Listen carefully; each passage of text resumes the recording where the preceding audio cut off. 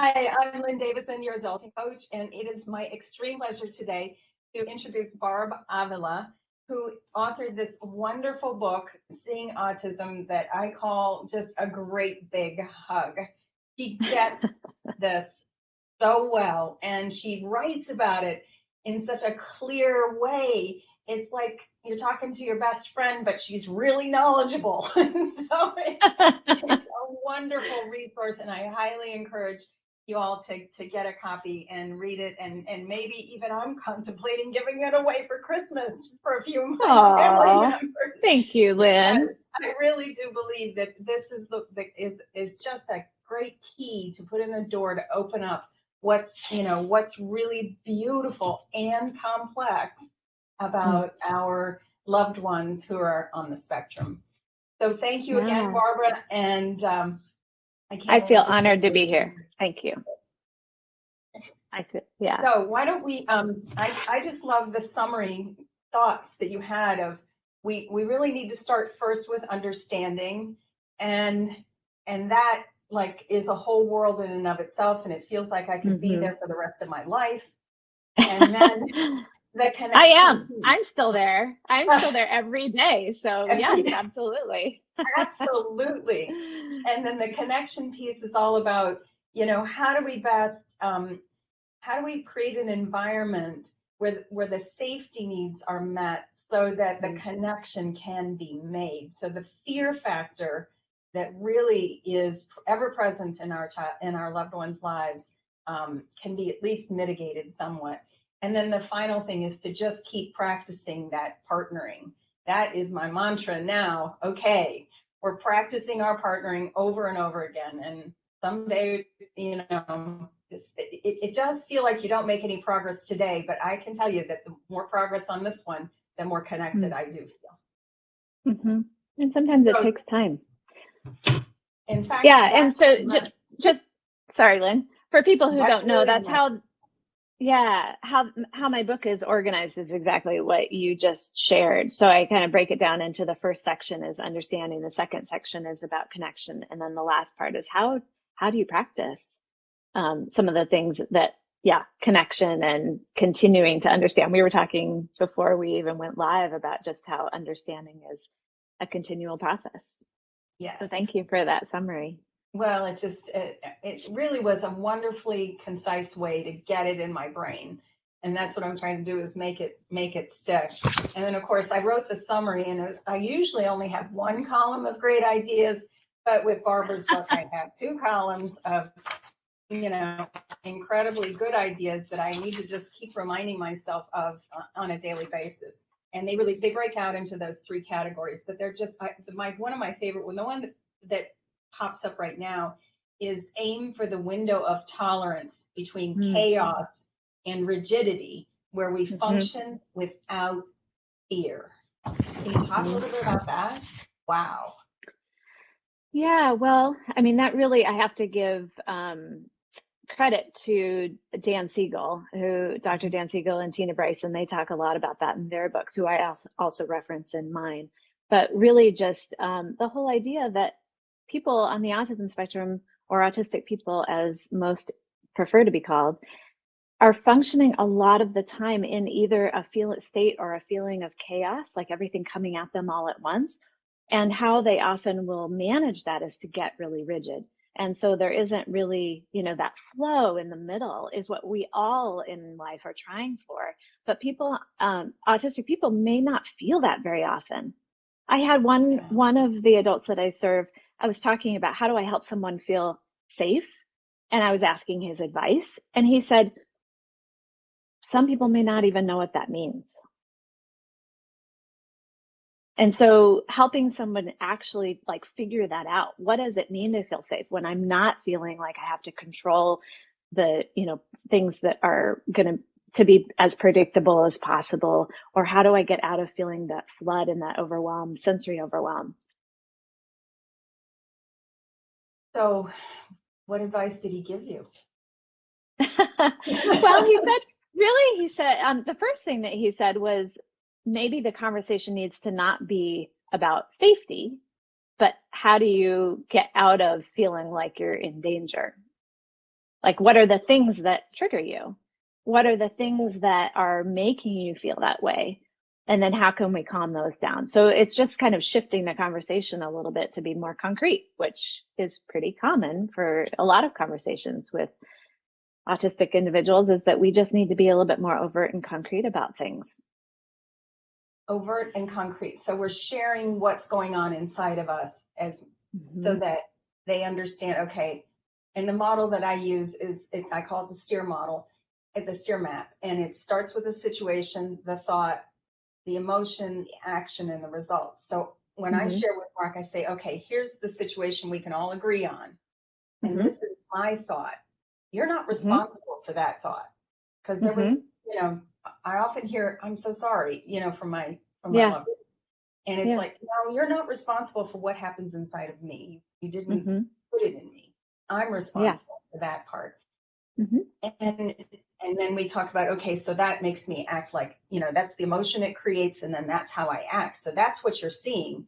And the result is either connection or disconnection. I mean, it pretty much comes down to that.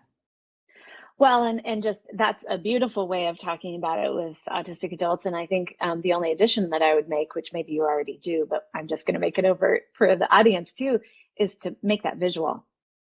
Yes. And when I say that, I talk a lot about visual conversations now, of just grabbing a notebook, and just having a conversation that brings the joint attention together, so you both know that you're talking about the same thing, and saying, hey, the thoughts that we have, you have yours here, I have mine here, and just showing that can be so powerful, rather than just expecting somebody to auditorily have that picture in their own head.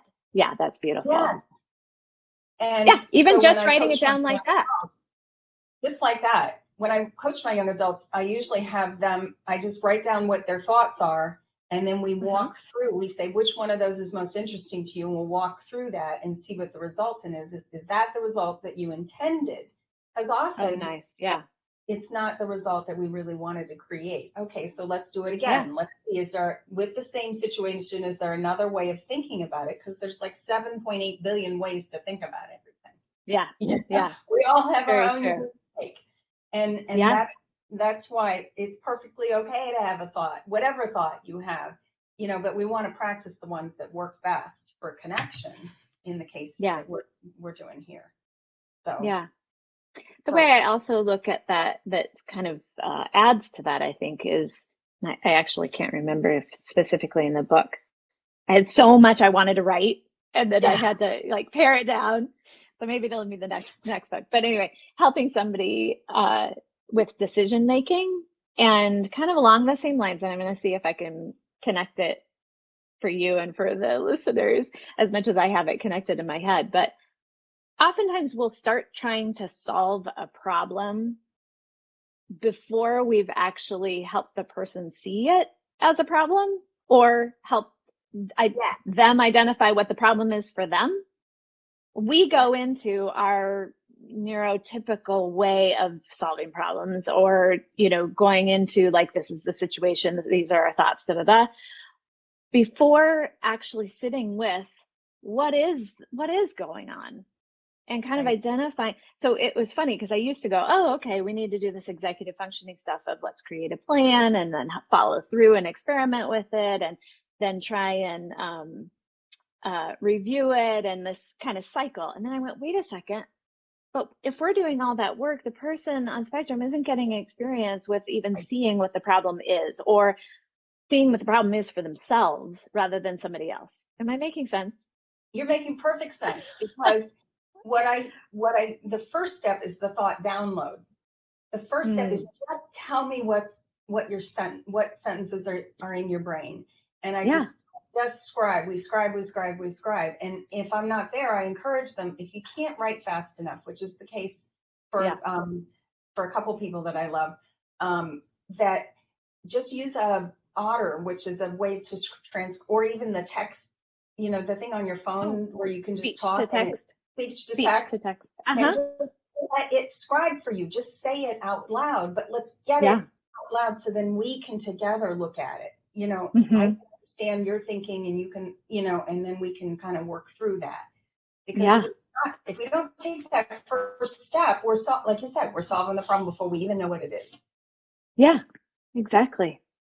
So Yeah. And good. I have to, again, one of the things that I love to do is give credit to people who've come before me. And one of Mhm. those people is uh, Carol Gray with Social Stories. And Yes. we've gotten away from the original, and a lot of people, probably listeners, will know Social Stories, but we've gotten away from her true intention. Her true intention was exactly what we're talking about, of find out first what is bothering or upsetting or getting in the way for the person at first, and then write the story that's very personal to that situation or that person. We've gotten away from it. Now we have these social stories that are like pre-done, and we've done, Yeah. pre-pictures and da da da. And it's like, wait a second, that may be what the person is struggling with, but it may not be. It may be totally different. It's often when I describe the thoughts that I go, wow, I had no idea that was the Yeah. take you had in that particular situation. Yeah. Wow. And there are insights we miss because Yeah. they are very insightful people. And there are things that we Absolutely. miss if we don't do that. Oh, wow, there's a way of looking, because the people I love and a lot of the people that I coach are so sensitive to the other person. They Oh can my read, gosh, absolutely. they just can, or feel, and they know because they're so attuned to what's Yeah. going on. Maybe because of that fear thing, or that danger thing, where they're trying to, I don't know, but they really recognize what's going on. And if I don't Well, and ask I think, first, I don't feel like I give them credit. yeah, If absolutely. And I think that, what I hear a lot from people, autistic adults, is, and that I have in the book as well, is imagine if you did have that ability of being able to really be attuned and understand emotions, meaning that you could identify that someone else is having a reaction to this or whatever at the same time, and the same kind of priority level as everything else that's coming in, including your own emotions, including your own sensory experiences, the tag on the back of your shirt, the lights in the room, all coming in at once. You're going to just be flooded. And yeah, so kind of there's two choices that I feel like so many autistic people have, is either totally shut down and just go, I give up, I can't do it, or to be just hyper vigilant all the time and being able to try and connect all those dots at the same time, which I can only imagine how exhausting that would be. And mhm, so what you have is then you have this exhaustion that ends up in what's called autistic burnout, where I mhm. can't do it anymore. I can't pretend and try and mask or camouflage or try and manage all of that all at once. Which totally makes sense. I mean, yeah, imagine that. And it's just Yeah, because of the brain they got in the genetic lottery. I mean, yeah, it's the way it is. Or I don't yeah. know, maybe the way it developed, which was also very helpful. When I finally read your just so very kind description of why this comes about in infancy, where the disconnects Mm. happen and then the differences, the missed opportunities creating the cascading effect. Wow. It was like, Well, oh, I get it now. yeah, I that came out of, I mean, I'm kind of a research geek, so I just love like any research having to do with autism and the brain and the, what does happen and how. I mean, really it started with me being super, super curious on just different processing that I was seeing. Like just processing sensory information differently was just fascinating to me. But then what would happen is that I was going, hey, wait a minute. Okay, so all of this research is saying that we need to be focusing on, I mean, all this research is saying that children, infants, are having trouble with attention shifting, this joint attention piece that I talk about in the book, that is really early stuff. But then when we get into service later, we're like working on all these other skill development things. We're like, we lose that. And how many people have I talked to who I say, do you know what the core issues of autism are? They have no idea, even though they've been diagnosed for years. I'm like, oh no, there's a huge disconnect. Why aren't we targeting some of this, what really is getting in the way for adults on spectrum. Yeah. The joint attention piece. Yeah. I love the ladies who do the 3 ice cream scoops and the sprinkles on top, and I can't do it justice. But they explain the 3 core features, and then okay, there can also be these things. And I wish I could. I don't know that one. You don't know? Yeah, Oh, well, I don't know that one. Describe it. Can you? well, yeah, you can help me because what are the 3? Okay, so first I know that there's the sensory, integrate the sensory processing is 1 scoop. And they argue that that could be bigger or smaller, depending on who you are and what kind of brain you got. All right, so the second thing is going to be what? The social interaction, the social piece? Is that it? Help me. I go to exactly what it has to be present for someone to receive the diagnosis. And to be, believe it or not, sensory is not actually one of them. It's sort of one of them, okay? Because there's 2. So I would have 2 scoops on my ice cream cone with the sprinkles on top. I would have, so social reciprocity. So difficulty with the back and forth, right? Having to do with, so social engagement is maybe just kind of awkward or struggle altogether, right? So that's where the spectrum comes. But that's where we learn so much about what somebody else is thinking about, et cetera, et cetera. So that's the first scoop. The second scoop is the restricted or repetitive behaviors or interests. And that's where the sensory often will come in, right? So somebody will get really rigid or have sensory experiences that then make them have repetitive behaviors and things like that. As a coping skill, as a coping strategy. As a coping skill. Yeah. Yeah. To cope with the sensory sensitivities, for example. Yes. Or to cope also with the not understanding the back and forth social reciprocity. So I think they're really intertwined. Oh, it's all, yeah. It all ends up melted in the ice cream cup. Yeah. It does. It's all glued. Yeah. Exactly. Yeah. I'm sorry, I'm gonna have to get this out there. But is the third piece the anxiety? Because that to me is just and glove that just that the amygdala just gets triggered, and how we talk to ourselves. Do we listen to that ticker tape of thoughts that are being presented to help keep us safe, help keep us manage our energy, and help keep us in the social group, not exactly. missing out. But then there's our prefrontal who's trying to tell us, make a good decision, make a plan, whatever. And how do we decide to tune into something? And boy, I tell you, when you're scared, all you do is see that ticker tape of warning, warning, warning going across your, it's here in your head. Well, and autistic individuals can see that a mile away, that coming. And so sometimes they'll shut down before it's even like, oh, I just know that is not going to be manageable for me. So I'm going to shut down. Or I'm going to say no. Right. No. We used to sing that. No. Yeah. It was coming. And then, as we got old, as my kids are now all over 20, we just go, okay, well, I expect that now. I expect that resistance. And then you just walk as slowly a pace as the other person can tolerate. You try to rush things, that kicks you. It doesn't work. Yeah.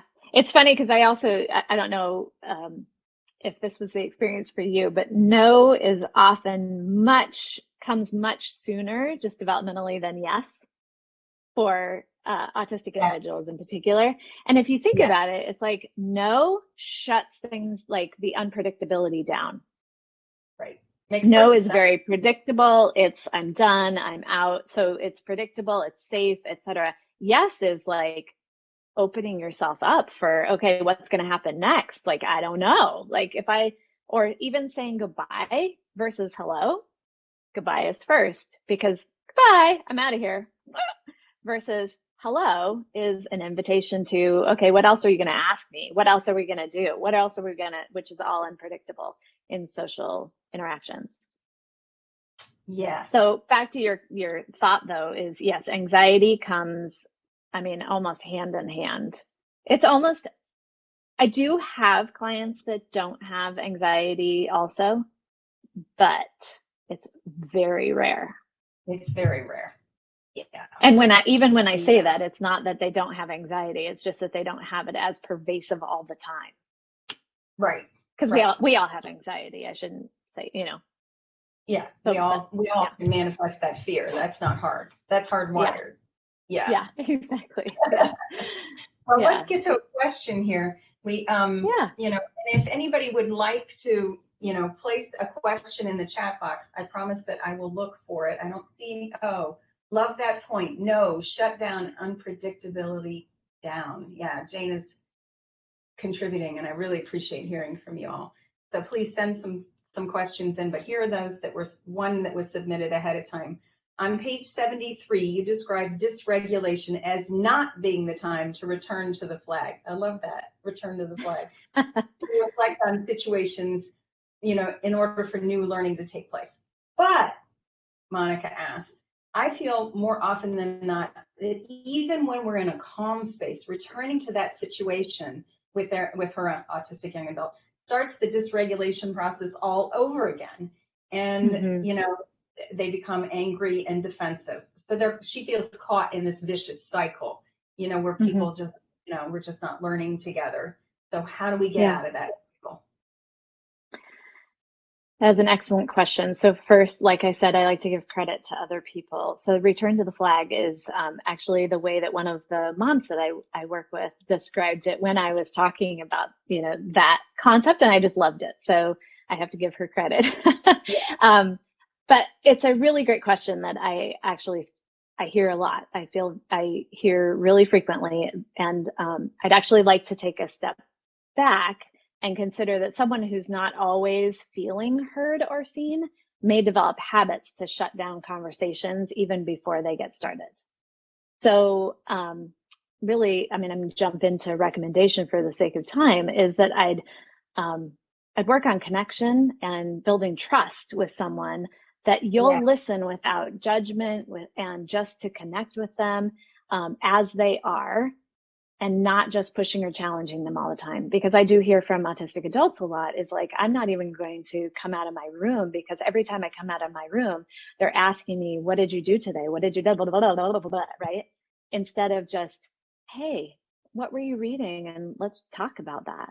Let's talk about that special interest that you have in anything from politics to Legos to whatever it is. Let's talk about that, and just to really connect first, because if they think that you're always going to come and at them with something, they're not going to be open to that. So you very specifically, you may wish to even assign yourself a goal of connecting just because, at least 10 minutes per day. I often give like this little, just for yourself, say, have I done that today? 10 minutes per day without an agenda. And you might have to do that for 2 weeks, and then return to that to-do list for change. But don't lose sight of having that connection time every day, because all of us need that, right? We all need to be seen. Book. I had to train myself to do that. Yeah, the scene. It was 4 years ago, and my son was in a depression dip, and I was worried about him. So we started taking walks together every day at 5 o'clock. And I had to train myself to stop suggesting, advising, and criticizing. I had to stop sacking him. And boy, did I bite my tongue a lot of times. And I sure made enough mistakes when something would come up and I would just be all at him, like, you can't do, you have to. And I had to teach myself to stop. Yeah. And I get a lot of people who are like, well, fine. Am I just supposed to let go and never have any of these expectations? And that's not what I'm saying. No, I guess I'm saying, I'm saying in order to get to those, somebody has to be seen first. They have to feel valued. They have to feel like they have a say when, and personal agency, which I talk about in the book as well, of being in order to be a part of that conversation about making things better in the future, which is that, returning to the flag. So good. Well, Frank made a comment in the chat. Could we talk about no coming from a lack of trust, and yes, leading to something good. Yeah, absolutely. No is, I like how he said that, is the lack of trust. And it's interesting because it's a lack of trust not only in the other person, but also in themselves to be able to handle something that is coming at them from that they don't feel like they can handle, even neurologically, confidence level. Yeah, that's when I get the short chirps. I know that something's going on. Yes, Mhm. no, maybe, the short chirps. And it's just Mhm. just a lack of confidence plus a lack of Mhm. trust. I think Yeah. that's really good too. Oh, Frank says I misread his statement.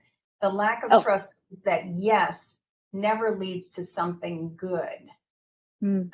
Thanks, Frank, for clarifying.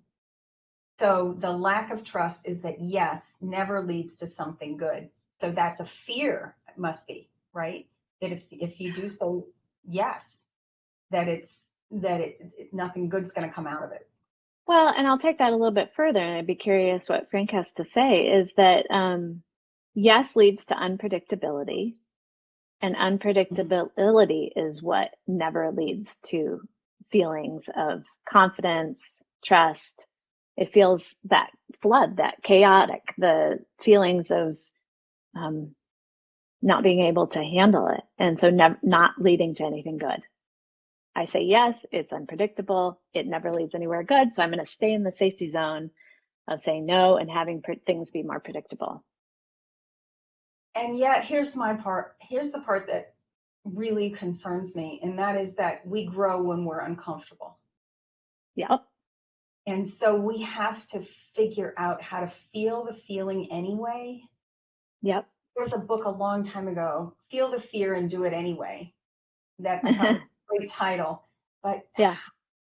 and so I try to teach, well, if we can just drop into our body and recognize that it's a vibration caused by a chemical that was Yep. stimulated by our brain, can we just describe it? Can we act like, and then, I try to teach that the feeling piece. I sometimes worry that I'm asking too much, because of the sensory processing. It's just like they're on fire when they feel that Yeah. feeling. Well, and I think that's an excellent question to ask. Am I asking too much? Because it isn't about whether or not you challenge. It's about how much you challenge and how you challenge and because how some of us neurotypical, we're all neurodiverse. I'm not quite sure. I know that some people are moving away from neurotypical, so I want to be Yeah. respectful of that. I'm actually not sure of the. Word. Yeah. It's so awkward with some of these words, isn't it? There just aren't Yeah, great but non-autistic, our experience is I lost my train of thought when I started thinking about the different words. Sorry. I lost it. We can say that. Yeah, I know. It happens to me too. Well, Frank just said that the lack of trust comes from a lifetime of experience. Also, to your new Yeah, topic, definitely. I've found that things often don't get better with experience. Okay, so that reminded me what I was going to say. Good. So thank you. Thanks, Frank. Thank you, Frank. What we as non-autistics feel is a challenge may be way too much for somebody who is autistic, right? Because we process things differently. So we may be thinking it's just, let me use a really concrete example. I just had somebody a couple weeks ago say, doing laundry to us feels like one task. Oh, just do your laundry, just get it done. What's the big deal? Put it in the wash, blah, blah, blah. But to somebody who has autism, it feels like 50 tasks. You have to collect the laundry that you need, what's dirty, what's not, might even be 3 tasks right there. In addition to then getting it downstairs or, to the apartment complexes, whatever, to putting it in the laundry, right? So just that, like to think about what we're asking of just do laundry has a really different experience for somebody. So breaking those down into, okay, you do just this part and then I'll help you with the rest. Like, I'll partner with you with rest, might be the challenge that that person needs, rather than just do laundry, because sometimes you just have to do things that are hard. You following me? Yes. Well, in fact, that's how I get out of overwhelm, is I break the task down to the very first step. And I teach that a lot about, we're trying to get things done. It's okay, what's the next best thing I can do here that's gonna, and that has helped me incredibly. So I can, and I'm trying to use that as often as I can, where it's okay, well, if you're not up for the whole kit and caboodle, let's just start with the first step. Yeah, and sometimes also even just saying, you get started and then I'll help you. Or like, I think we think it either has to be them or us. Like, you have to do it on your own and independent. Yeah. And so I support a lot of parents in saying, well, for example, like room cleaning is a common one. If it's not clean by Friday evening, I'll help you clean it on Saturday morning. Because then if somebody doesn't even know where to start with cleaning their room, or is overwhelmed by it, then they have your help. If somebody is like, nope, I got it because I don't want you in my space, they'll have it clean by Friday. Yeah. So it's a win-win. Who's asking, do you have any ideas as to how we can teach one's adult son with autism that they have personal agency, respecting his wishes and slowing down, canceling online classes if he wants to, maybe? Yes.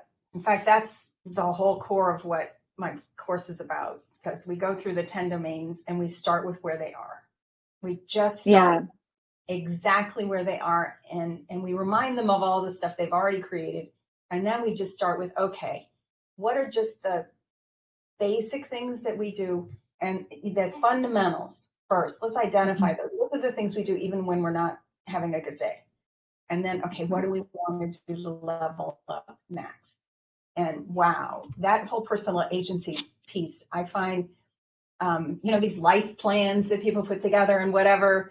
And I don't know, we were just reviewing that with our OPWDD people, and it was like so overwhelmed.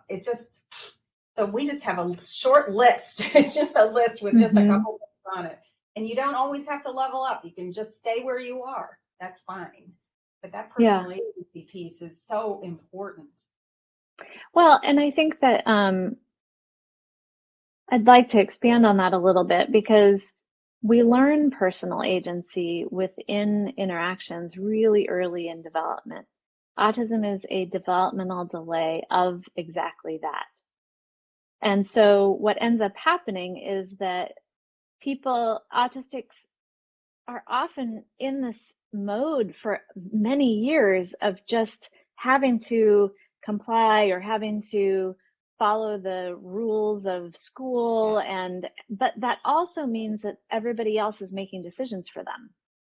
Right. They're getting cued to do things. They have to go to school. They have to do this. They have to do that, which is actually true for non-autistics as well, right? That then this shift into adulthood where you have to make your own decisions is hard for everyone. But if you're going 0 to 60 because you've been cued all this time and don't have the resources of being able to have personal agency to make decisions for yourself, that's a huge ask.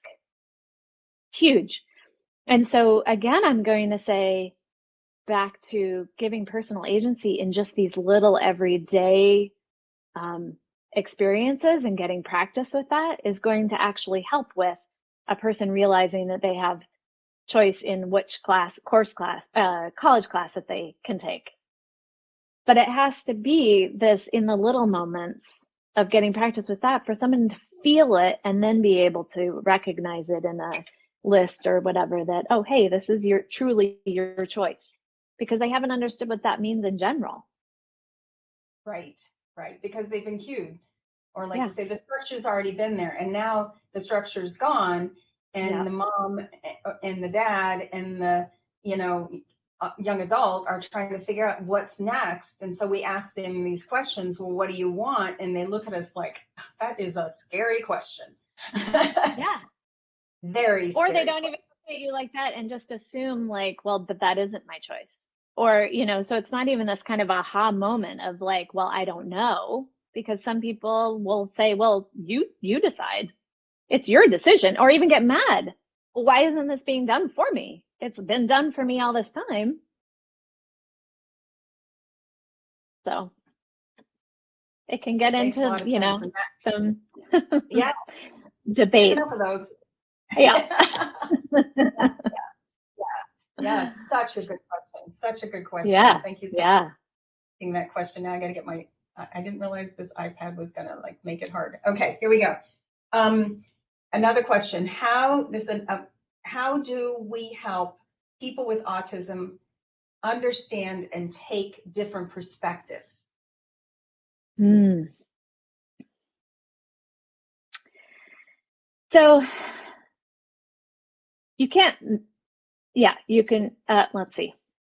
Most often stating what you think might be overt, but actually might be more subtle cues. So taking somebody else's perspective is really reading subtle cues about what's going on for them, right? So we're, again, going straight to the heart of the hardest part for somebody on the autism spectrum. So I hear frequently that parents of adult autistic children should just know that they should help out, for example, around the house, and notice when the dishes are in the sink. So that's taking someone else's perspective, right? I've been working all day. You should just know, right, that you should do the dishes. And then the parents take it incredibly personally that the person is not noticing. Look And at not all taking I'm that. doing for you. Look at what Yeah. I provide, this Yeah. beautiful home, and you borrow my car, and I've gotten you into, and the least you can do, right? Yep. Isn't that what we Exactly. those Yep. are the thoughts? Exactly. Take out the kitty litter or whatever, change the kitty Yeah. litter, or and the autistic person says, mom, settle down. Yeah, exactly.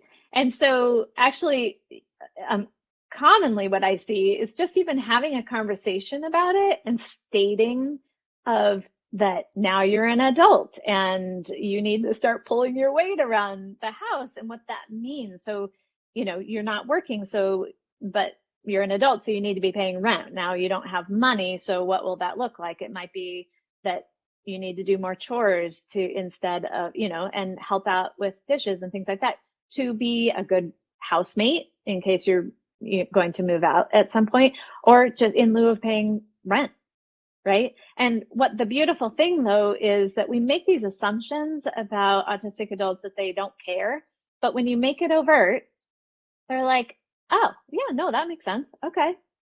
Yes, that's what I found is when we break it down and when we look at each part, it's like, Mm-hmm. oh, that's what you expect. Oh, okay, well, yeah, that makes sense. Yeah, and It's that's just fair. It's amazing when often, we start. Yeah, because exactly, adulting is a big topic. It's a big topic, and we it just is. have to break it down. We have Yeah. to break it down, and by giving Mm-hmm. them a structure that they can carry throughout their whole life, even when we're gone, that's Mm-hmm. mutually, that is comprehensive, and they've Mm-hmm. practiced. That's your practice, right? Yeah, Practice. yeah. I feel like at least I'm giving them, the best I know. So Yeah. somebody just asked, are we getting a replay? And the answer is yes. You will get sent a replay as long as you have signed up. Because if I don't have your email address, I can't send it to you. So Can people still sign up even afterwards? Are you yes, gonna? they can. Okay, And awesome. I will post the replay as well. I'll post it here on this Facebook page as well. So yes. So I have another Thank one. you for all that. Thank you, Lynn, for all that management. That's a lot. Oh, it's a learning. I'm going up the learning curve with everybody else on this one. So Jenny asks, are there any ideas on how to deal with setbacks without going into negative self-talk? Yes, this is a really good question. Yeah, because I feel like I see a lot of shame talk, happening with the people that I love. It's just the autistic people that I love. It's like I don't deserve, or I'm so bad at this, or a lot of shame talk happens. So what do we do? How do we help them deal with those setbacks without? Well, it's interesting because when you first read the question, I was thinking more from the parent's perspective. Like, how do you deal with setbacks, even like if somebody shuts down? Yeah. And, but so I like it from both directions, actually, right? So I think I'll take both if that's okay. So from the parent's perspective, seeing shutdowns or autistic burnout, or as not as a setback, but as a needing to have processing time, kind of shifting time frames, right? As it's not, because it's not usually a regression of skill. It is just a need to shut down, to regroup, to kind of re-regulate before then being able to try something again. And so that's one thing, is just to reframe it a little bit. And maybe it is about helping the person on spectrum also to reframe it in that way. That it's not, that because a lot of times autistic individuals are being held to non-autistic standards. Yes. Yes. And yes. by themselves as well. Yes. So helping someone with autism understand that their processing is different and respecting that. And sometimes most of the time their processing is super cool. And we need so many more people who process differently in this world than what we have today. So, and having those conversations and helping somebody realize that it isn't actually a setback, but it is everything we were talking about earlier. It's anxiety. It's, just needing to take things in manageable chunks and steps. It's respecting your own regulation so that your prefrontal cortex can work at its best, so that you can make decisions. Sometimes you need to take a little bit, like taking a walk in the woods, being, or just hiding under the covers for an hour, helping that person figure out what is it that helps them reset. For me, I am a 20-minute napper in the middle of the day. If I'm starting to feel overwhelmed and I'm like, where's my 20 minutes? That I will lay down and just reset and be ready to go. Right back at it. Yeah, but that's me being non-autistic, right? So somebody with autism might need to pace and think about their favorite topic for 2 hours. Oh, yeah. Somebody else might need to organize their schedule to have that be where they take appointments only Monday, Wednesday, Friday, or they work Monday, Wednesday, Friday, so they have Tuesday, Thursday to just do what they need to do or whatever. So I think the conversation is probably with that person who's feeling that setback, or feeling less, making statements about, I'm so horrible, I should be able to do this, and reframing the conversation to, how can you do it if you're taking care of your own regulation? And Jenny, I would also encourage just writing whatever comes out of their head. Just go ahead and write it down. I'm a mess, I'm not as good enough, I really blew that, whatever. Write it down. And then when we set it down and we say, okay, these are the thoughts that your brain is offering you. Which of these are you going to choose? Do you want to believe them? Do you not want to? What do you want to do with them? Right? Because you have choice. We go back to the Viktor Frankl that, man's search for meaning is that there's that space where we can choose if we want to continue that thought or not. And that I just try to hand back that power to my kids, to my loved ones, that they're not just kids. Well, I think that's a really good point. I think a lot of people, autistic or not, don't realize that we don't have to be slaves to our thoughts, that we can actually change them. And I think that if you can have a conversation with an autistic person and help them understand that they have that control over their own thoughts and think through what are alternatives, that's awesome. It's just sort of an amazing part of being human, is that we've got this brain offering us thoughts, but we also can watch our brain offering us thoughts. Yeah. I mean, that's just a miracle that we have that capacity. And the more we access that watcher, the more comfortable we are deciding, or just watching it. Oh, like clouds floating across the sky. I'm still there. I'm the sun behind the clouds, but here are these clouds, and do I want to pay attention or not? I find it to be a really great discussion when I have that with the people that I love. So Becca Well, has yeah. a question too. But so go ahead. Oh, I think that more often than not, autistic adults and teenagers are who are reliably verbal, or however we want to say it, or using a communication device of some sort to let us know, are way more insightful about their own processing than we give credit. Absolutely. I'm always, every day I'm blown away at just how much more insightful they commonly are than how I think about things on a daily basis, you know? So I think there's a lot to learn there, for There sure. is, for sure. I have many goosebump moments with it's like, wow. Yeah. I'm so amazed. Yeah. When I'm We have a working. lot to learn. We have so much to from learn. adults with Yes, autism. we do. Yeah, we sure do. And I'm hoping that I can just be a sponge. So Becca says, our teenage child with autism expresses regularly that they don't have empathy or morals. This has come up in some of my sessions too, the lack of being able to feel. They express worry that they are a bad person because they don't feel things the way that other members of the family do. Connection. They don't feel that connection. That's a tough one, Becca. I appreciate you putting that one up there. So I think the question is how to help someone recognize that they do feel, but in a different way, and value that. Right? Mm-hmm. Because it isn't that, really that's back to everyone processing differently, right? And so, but the teenager is getting upset that they don't feel and they're not as empathetic as other people. Or morals, she says too. Or morals. Yeah. Yeah. I think that, that's not an easy answer. I think that the conversations would need to start around how people do detect those. How do you, it's back to being overt. Like, how do any of us do it, right?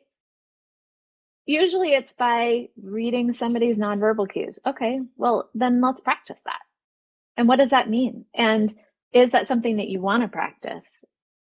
Because maybe it's really that that teen is feeling lonely and doesn't know how to connect with other friends at school, and is being told, well, even by other people, well, you lack empathy, you don't read. So it could be just practicing, how do you make friends, or finding the community that will work better for you. How do you connect with other people who also process empathy or process connections in similar ways that you do? So connecting with more people with autism. Mm-hmm. Or somebody that has a common interest. Or someone who has a common interest. Yeah, that happens a lot. And with one of the people that I love, they do that online, and they just, will be on that for 4 hours, and the topic is something that brought them together, and yet now they're creating a community around that. The other thought that I might have for Becca is just to offer to your child that morals are really beliefs, which are really thoughts that we just practice over and over again until we believe that they are true, right? That it's that, an eye for an eye is a moral stand, but we reject that. But it used to be, and it still can be, a moral thought in different parts of the world. Or that's a bad example because it's a negative example, but another one, do unto others as we would have them do unto you, is a collection of thoughts that reciprocity is. We need to have that reciprocity. So they're just a collection of thoughts that we all believe to be true. So let's keep watching those thoughts, and I'll bet you that your teenage child does have both empathy and morals. I'll bet they're there. We just have to notice it and help them, help reinforce it and help them see it and position it in a way that makes sense to them. Well, and I also find that sometimes people on spectrum don't necessarily know how to ask questions. And so Yeah. there's a good chance that that teenager is asking, what are morals? What are our family morals? What is empathy? How do people understand empathy? And so if I ask a lot of families to start having conversations about family morals. That's usually where we get a lot of them, right? And so even having, if you have dinner together, what's something we did today that matches our morals today? What are morals? Like, and that could be a little ritual that you have predictable every night. What's something you did? And you write it down on a piece of paper, and I did this today, or, you know, I don't know. I'm getting into like ideas for practice, but just sometimes we think statements are statements when they're actually questions. So there's a Yeah. good chance that that teenager is actually asking, I'm feeling lonely. People are telling me that I don't lack empathy. What is that? And morals, what is that? Because those are big questions for any teenager. And they're so appropriate, so age appropriate Yeah, for teenagers totally. and young adults who are trying to navigate, okay, Yeah. how am I going to go out into the work world and Hmm. and navigate this? And it's scary as heck. Yes, Yeah. definitely, Yeah. definitely. So these are such good questions. So please keep Such answering good them. questions. Yeah. Please keep. We've got just a few. We've got about 10 more minutes, so I'm going to give you another one. Uh-oh. Oh Okay. no. It went to a different place. No, why did you do that to me? My, Uh-oh. uh, no, that's not it either. Hold on. I'll find the next question. I think I know what it is, but it's going to take me a minute to just a second. Hopefully not. There it is. Where are the questions? There it is. Okay. I think this is a good one. At my school, we have a small classroom of high functioning adults or high functioning students. Students. They're Hmm. sometimes mainstreamed into the gen ed room for Hmm. various subjects that they excel at, which I think is great. But I still don't feel that those students mix that well. Hmm. So yet they need each other, they can contribute so much.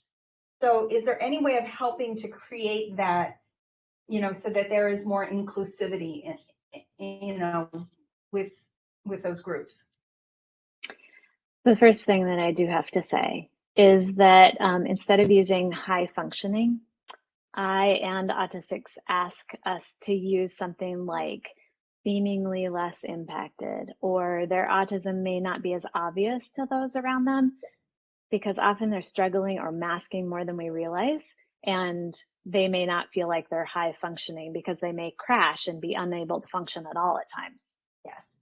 So I just want to put that little call out for that, because a lot of parents really appreciate it when I just kind of reframe like, this is what I'm hearing, and this is, for wording, because a lot of parents want to be super respectful. So that's why I'm saying it. Yes.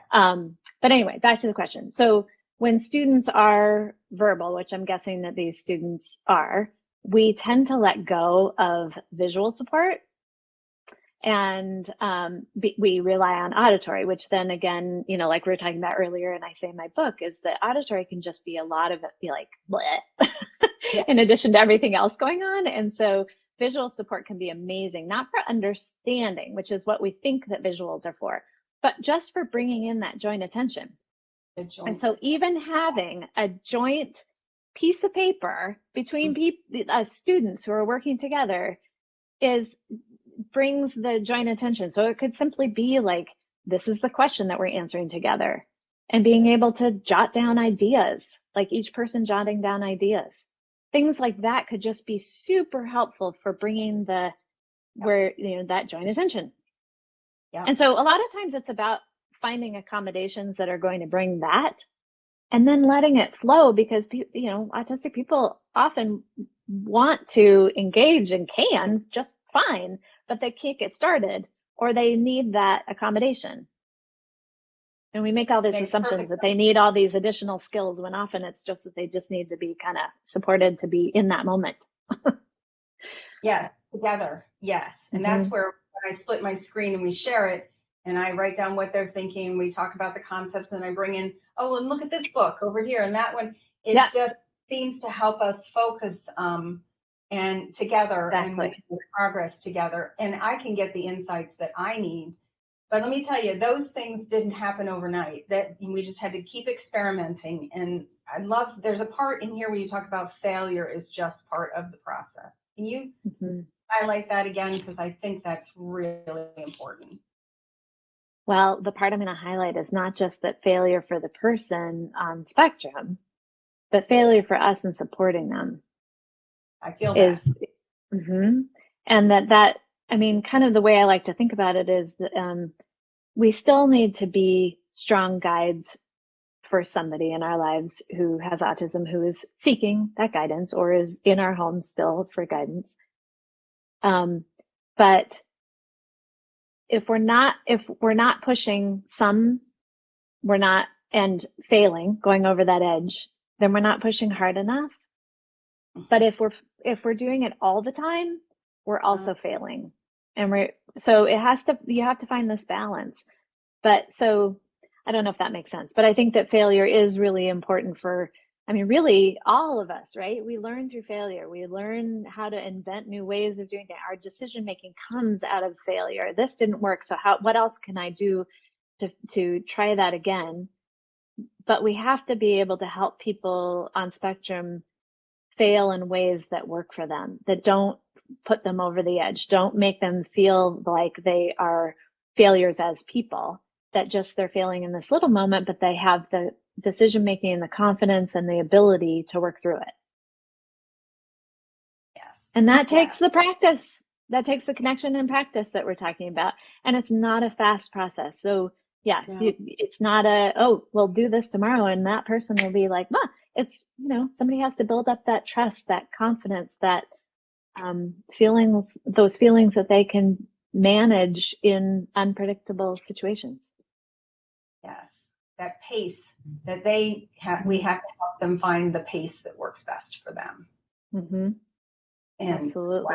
It sure so much about pacing. It's all, a lot of it's about pacing. Yeah. And then the fundamentals of getting enough sleep, which is a whole nother topic. Exactly. Eating right and moving. Because I don't know if we have time for this last concept here, but I found that when I get dysregulated, that it really helps me to move or do something physical, even if it's just unfocusing my eyes, focusing on breathing through my nose and smiling. Something to reset my body physically really helps. And I'm sure that you've practiced that. Absolutely. We can't think our way out of every situation. It's not just a brain thing, folks. I try to, it's not just about the brain. Yeah, absolutely. And I'm just going to call out that the person who is supporting someone with autism needs to do that for themselves first. Because autism is often a difficulty with regulation, and they're going to need to borrow yours. And so if you're guiding them and you're dysregulated, they're going to borrow your dysregulation. If you are regulated, more likely they're going to borrow your regulation, which is actually how it happens in typical development, is co-regulation first to then learn how to regulate on your own. But all the time, I mean, I think a lot of people on spectrum and a lot of people in our society today are in their brains all the time and like thinking, and we're not in our bodies anymore, and trying to make that connection and again, making it overt, doing a drawing of how much, there's so much there. We could have a whole nother conversation about polyvagal theory and everything about that is supporting the body, but talking to adults on spectrum about how calming your body can calm your brain. It's kind of a miracle the way it is a miracle. And even sometimes that's just sitting down. I know you talked about moving, but even sitting down can calm your system from being in fight or flight. I mean, we started this conversation about chaos or rigidity and trying to find the flow, and how just even, moving your body or sitting can get you more in the flow. And it's all about experimentation. Everybody's different.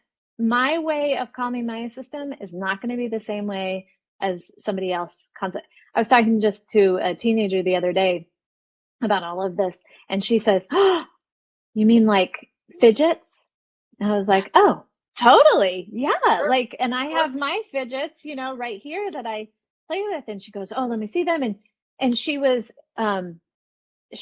decided that Velcro was her fidget, but she doesn't have any right now. And so she's in a situation, um, she's in a situation where she had to ask an adult in her living situation for that. And they were like, "Oh, sure."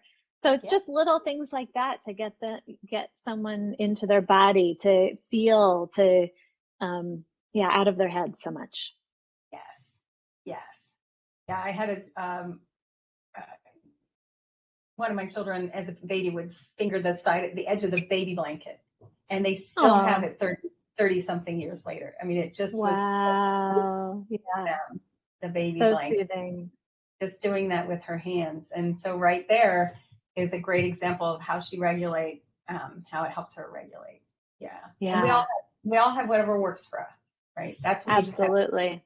we just cannot give up until we figure that out. What And works that's for. kind of back to the little failure, Mhm. learning to like try something out and it doesn't work. Okay, well, let's try something else. Right. We're either Mhm. succeeding or learning. I've, heard that Yeah, enough yeah, times yeah, where, yeah, exactly. it's too true. Very true. Well, thanks again. I think we're at the end of our hour and I could do this for 4.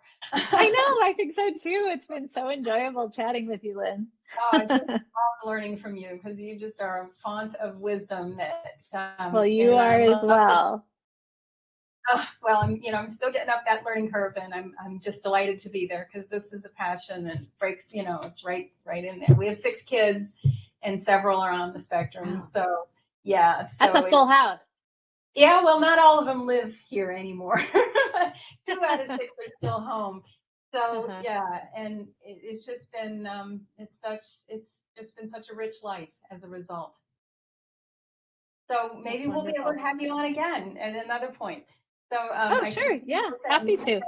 thanks, thank you for this, very informative, thanks. So we're getting lots of great feedback. I really appreciate it very much. Good, good. I just wanted to mention that people can find my book anywhere, not just on Amazon. You can find it if you want to support your local bookstore. I uploaded it to Ingram Spark, which pushes it out to all of those different places. And then I also have a podcast that Yes, goes a little bit deeper on some of the concepts that I covered today and in the book that is Synergy Autism Podcast, if anybody wants to hear it that way. So. great. And you can always find me at www. You have to put that part in the front. Lynn, C as in coach, Davison.com. Awesome. Great. Thank you Thank so you much. so much, Yeah, Lynn. oh, my pleasure. Appreciate you. All righty. You too. Back Take at you. care. Bye for now. Bye.